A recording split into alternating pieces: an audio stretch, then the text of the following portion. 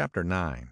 After 2 years, I remember the rest of that day, and that night, and the next day, only as an endless drill of police and photographers and newspapermen in and out of Gatsby's front door.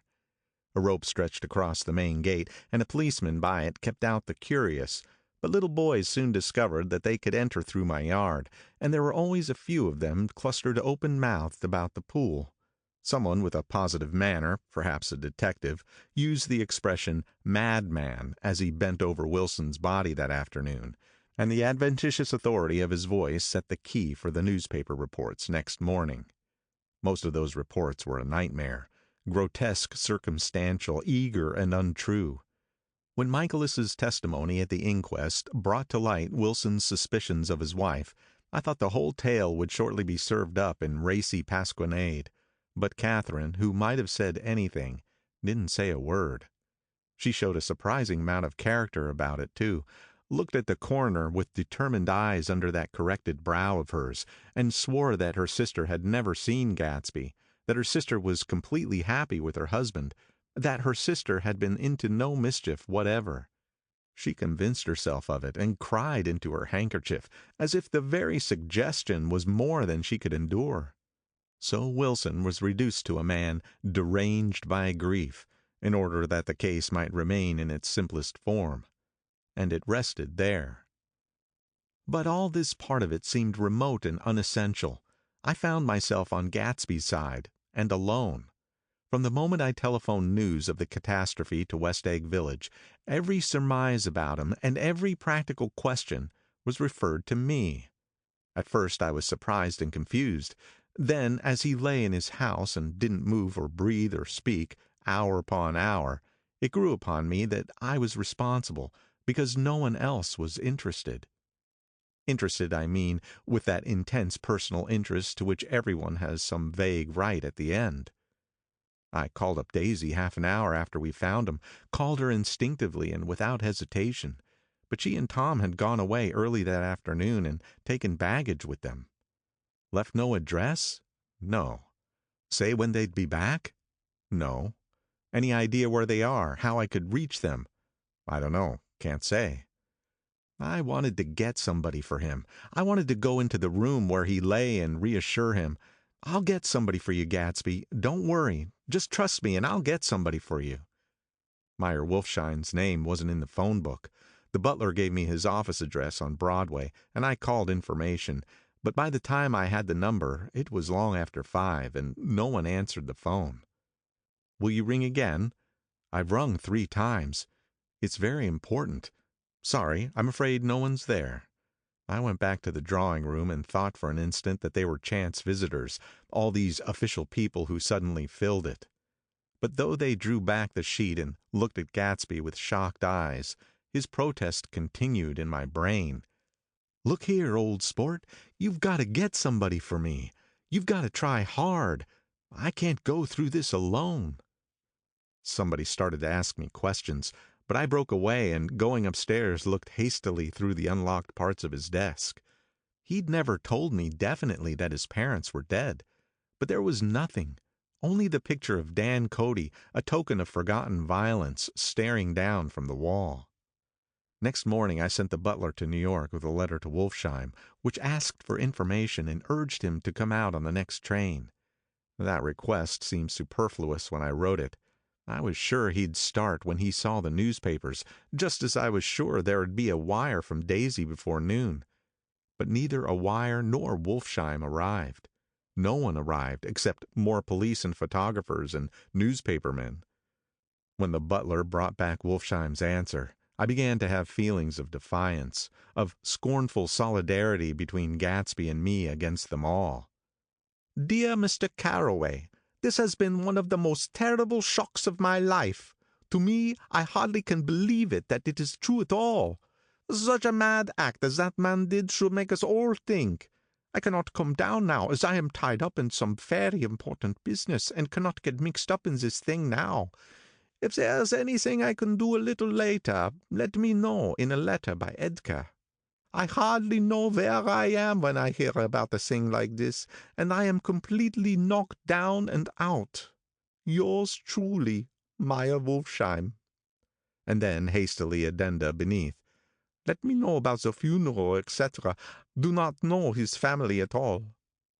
When the phone rang that afternoon and long distance said Chicago was calling, I thought this would be Daisy at last. But the connection came through as a man's voice, very thin and far away. This is Slagle speaking. Yes? The name was unfamiliar. Head of a note, isn't it? Get my wire? There haven't been any wires. Young Park's in trouble, he said rapidly. They picked him up when he handed the bonds over the counter. They got a circular from New York giving him numbers just 5 minutes before. What do you know about that, eh? You never can tell in these hick towns. Hello, I interrupted breathlessly. Look here, this isn't Mr. Gatsby. Mr. Gatsby's dead. There was a long silence on the other end of the wire, followed by an exclamation, then a quick squawk as the connection was broken. I think it was on the third day that a telegram signed Henry C. Gatz arrived from a town in Minnesota.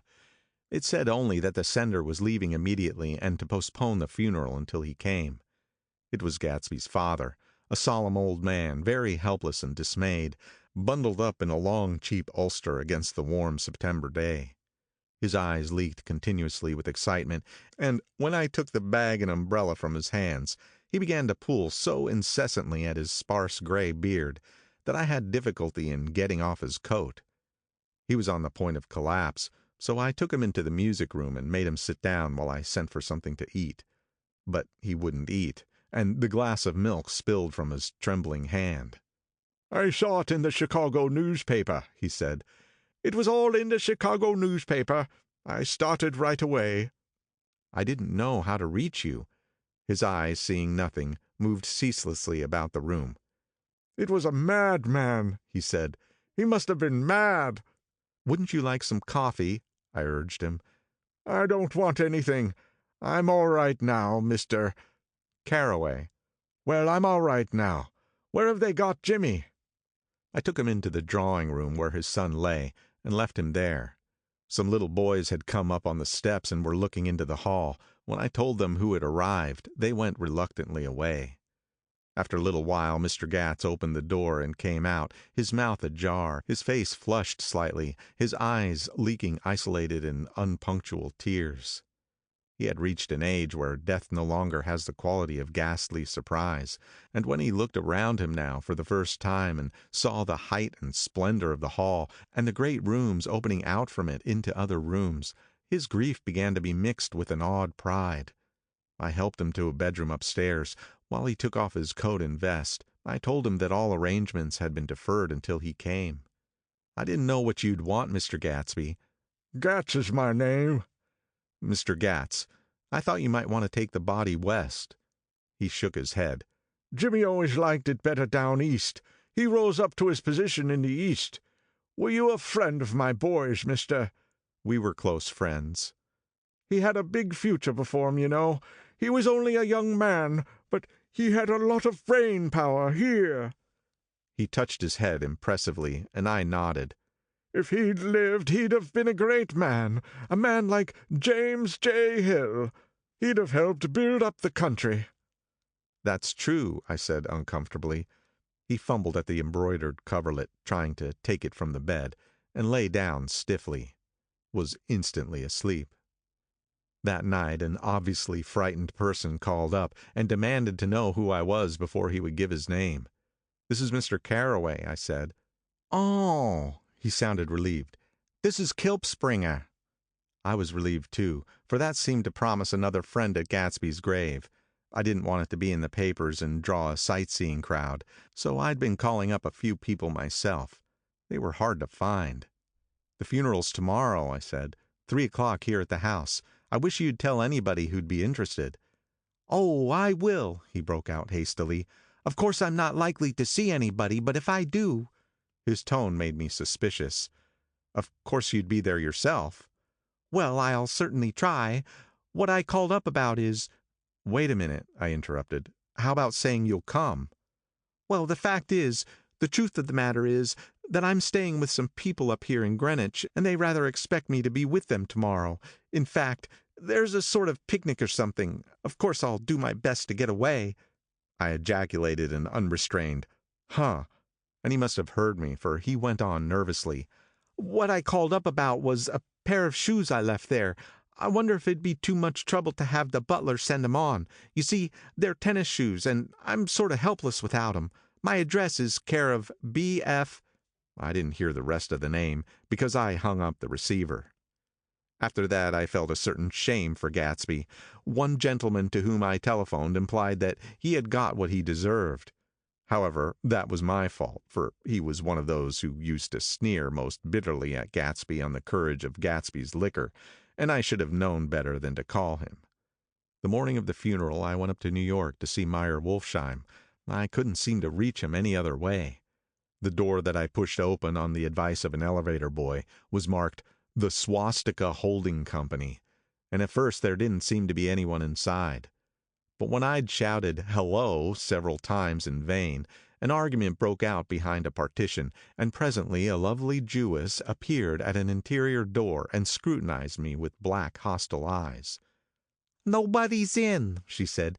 "Mr. Wolfsheim's gone to Chicago." The first part of this was obviously untrue, for someone had begun to whistle The Rosary tunelessly inside. "Please say that Mr. Carroway wants to see him." "I can't get him back from Chicago, can I?" At this moment a voice, unmistakably Wolfsheim's, called "Stella" from the other side of the door. "Leave your name on the desk," she said quickly. "I'll give it to him when he gets back." "But I know he's there." She took a step toward me and began to slide her hand indignantly up and down her hips. "You young men think you could force your way in here any time," she scolded. "We're getting sick and tired of it. When I say he's in Chicago, he's in Chicago." I mentioned Gatsby. "Oh." She looked at me over again. "Will you what was your name?" She vanished. In a moment Meyer Wolfsheim stood solemnly in the doorway, holding out both hands. He drew me into his office, remarking in a reverent voice that it was a sad time for all of us, and offered me a cigar.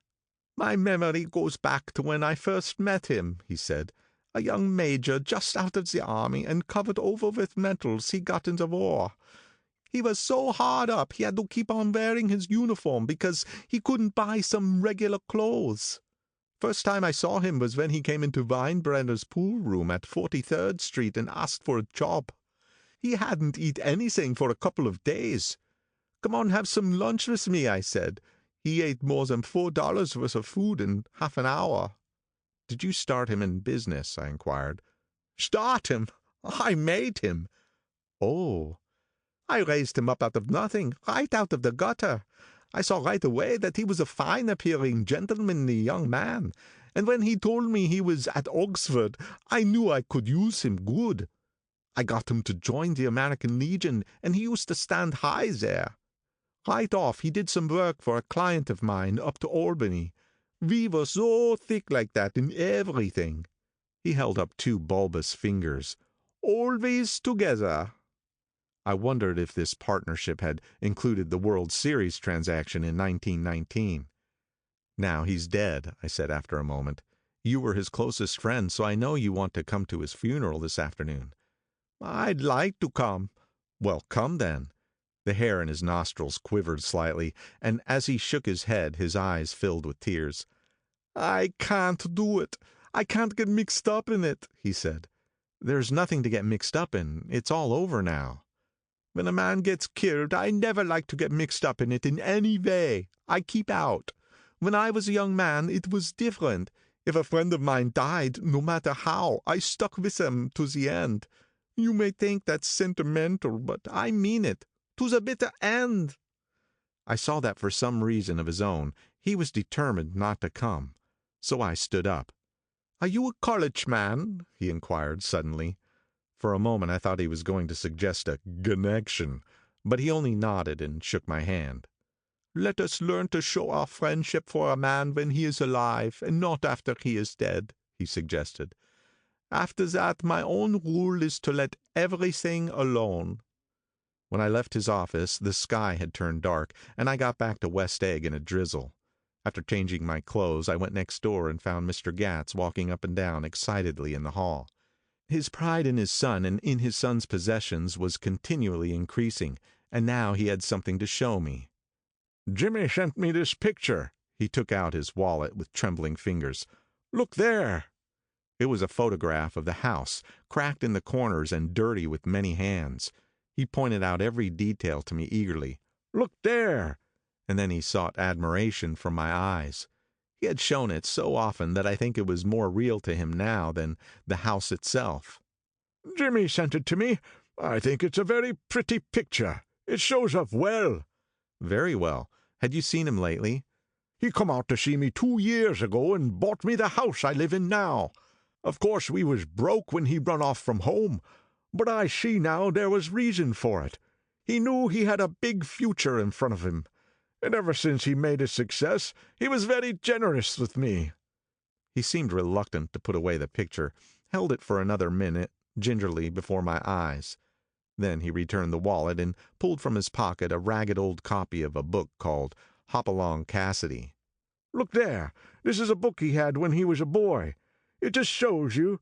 He opened it at the back cover and turned it around for me to see.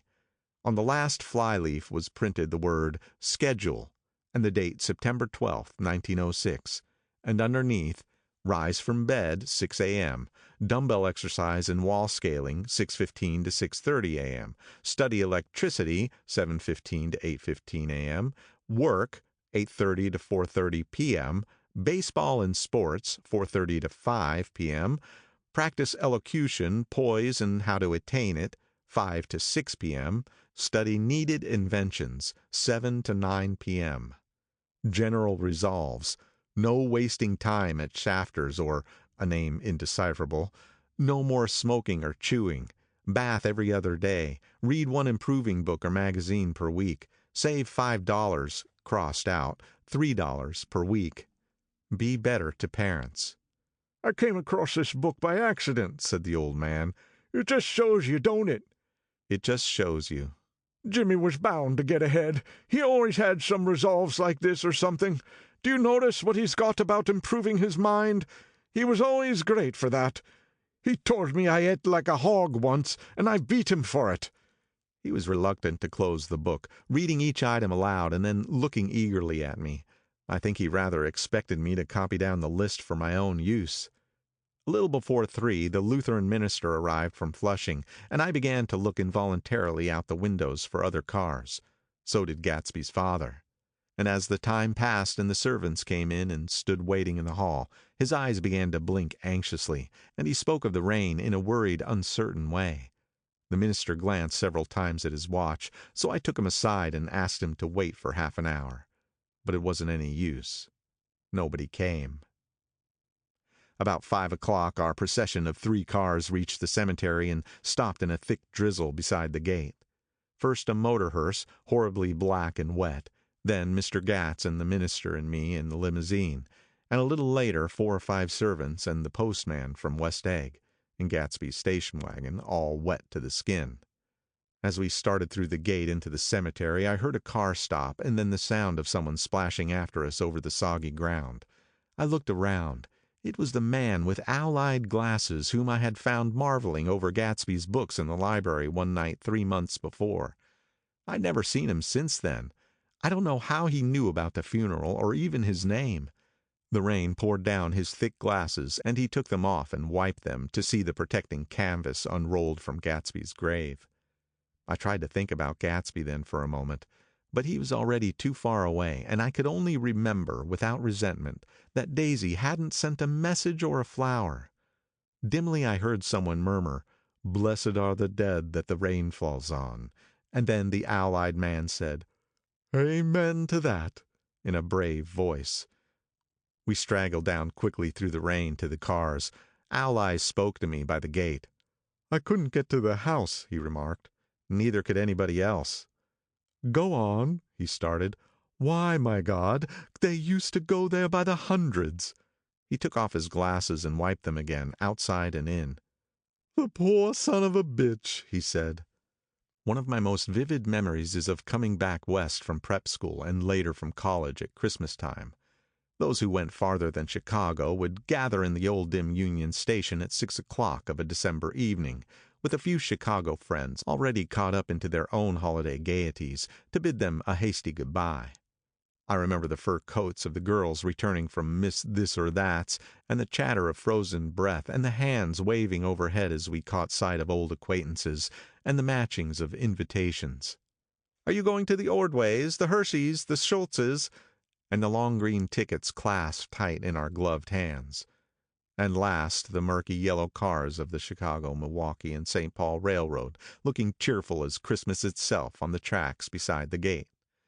When we pulled out into the winter night, and the real snow, our snow, began to stretch out beside us and twinkle against the windows, and the dim lights of small Wisconsin stations moved by, a sharp, wild brace came suddenly into the air. We drew in deep breaths of it as we walked back from dinner through the cold vestibules, unutterably aware of our identity with this country for one strange hour, before we melted indistinguishably into it again. That's my Middle West. Not the wheat or the prairies or the lost Swede towns, but the thrilling returning trains of my youth, and the street lamps and sleigh bells in the frosty dark, and the shadows of holly wreaths thrown by lighted windows on the snow. I am part of that, a little solemn with the feel of those long winters, a little complacent from growing up in the Caraway house in a city where dwellings are still called through decades by a family name. I see now that this has been a story of the West, after all. Tom and Gatsby, Daisy and Jordan and I were all Westerners, and perhaps we possessed some deficiency in common which made us suddenly unadaptable to Eastern life. Even when the East excited the most, even when I was most keenly aware of its superiority to the bored, sprawling, swollen towns beyond the Ohio, with their interminable inquisitions which spared only the children and the very old, even then it had always for me a quality of distortion. West Egg especially still figures in my more fantastic dreams. I see it as a night scene by El Greco, 100 houses, at once conventional and grotesque, crouching under a sullen, overhanging sky, and a lusterless moon.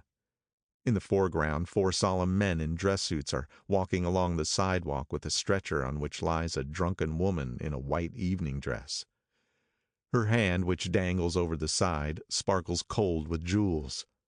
Gravely the men turn in at a house, the wrong house. But no one knows the woman's name, and no one cares. After Gatsby's death, the East was haunted for me like that, distorted beyond my eyes' power of correction. So when the blue smoke of brittle leaves was in the air, and the wind blew the wet laundry stiff on the line, I decided to come back home. There was one thing to be done before I left, an awkward, unpleasant thing, that perhaps had better have been let alone. But I wanted to leave things in order, and not just trust that obliging and indifferent sea to sweep my refuse away. I saw Jordan Baker and talked over and around what had happened to us together, and what had happened afterward to me, and she lay perfectly still, listening, in a big chair. She was dressed to play golf, and I remember thinking she looked like a good illustration, her chin raised a little jauntily, her hair the color of an autumn leaf, her face the same brown tint as the fingerless glove on her knee. When I had finished, she told me without comment that she was engaged to another man. I doubted that, though there were several she could have married at the nod of her head, but I pretended to be surprised. For just a minute I wondered if I was making a mistake. Then I thought it all over again quickly, and got up to say goodbye. "Nevertheless, you did throw me over," said Jordan suddenly. "You threw me over on the telephone. I don't give a damn about you now, but it was a new experience for me, and I felt a little dizzy for a while." We shook hands. "Oh, and do you remember," she added, "a conversation we had once about driving a car?" "Why, not exactly." "You said a bad driver was only safe until she met another bad driver. Well, I met another bad driver, didn't I? I mean, it was careless of me to make such a wrong guess. I thought you were rather an honest, straightforward person. I thought it was your secret pride." "I'm 30, I said. "I'm 5 years too old to lie to myself and call it honor." She didn't answer. Angry and half in love with her, and tremendously sorry, I turned away. One afternoon, late in October, I saw Tom Buchanan. He was walking ahead of me along Fifth Avenue in his alert, aggressive way, his hands out a little from his body as if to fight off interference, his head moving sharply here and there, adapting itself to his restless eyes. Just as I slowed up to avoid overtaking him, he stopped and began frowning into the windows of a jewelry store. Suddenly he saw me and walked back, holding out his hand. "What's the matter, Nick? Do you object to shaking hands with me?" "Yes. You know what I think of you." "You're crazy, Nick," he said quickly. "Crazy as hell. I don't know what's the matter with you." "Tom," I inquired, "what did you say to Wilson that afternoon?" He stared at me without a word, and I knew I had guessed right about those missing hours. I started to turn away, but he took a step after me and grabbed my arm. "I told him the truth," he said. "He came to the door while we were getting ready to leave, and when I sent down word that we weren't in, he tried to force his way upstairs. He was crazy enough to kill me if I hadn't told him who owned the car. His hand was on a revolver in his pocket every minute he was in the house." He broke off defiantly. "What if I did tell him? That fellow had it coming to him. He threw dust into your eyes like he did in Daisy's, but he was a tough one. He ran over Myrtle like you'd run over a dog and never even stopped his car." There was nothing I could say except the one unutterable fact that it wasn't true. "And if you think I didn't have my share of suffering, look here. When I went to give up that flat and saw that damn box of dog biscuits sitting there on the sideboard, I sat down and cried like a baby. By God, it was awful." I couldn't forgive him or like him, but I saw that what he had done was, to him, entirely justified. It was all very careless and confused. They were careless people, Tom and Daisy. They smashed up things and creatures and then retreated back into their money or their vast carelessness or whatever it was that kept them together, and let other people clean up the mess they had made. I shook hands with him. It seemed silly not to, for I felt suddenly as though I were talking to a child. Then he went into the jewelry store to buy a pearl necklace, or perhaps only a pair of cuff buttons, rid of my provincial squeamishness forever. Gatsby's house was still empty when I left. The grass on his lawn had grown as long as mine.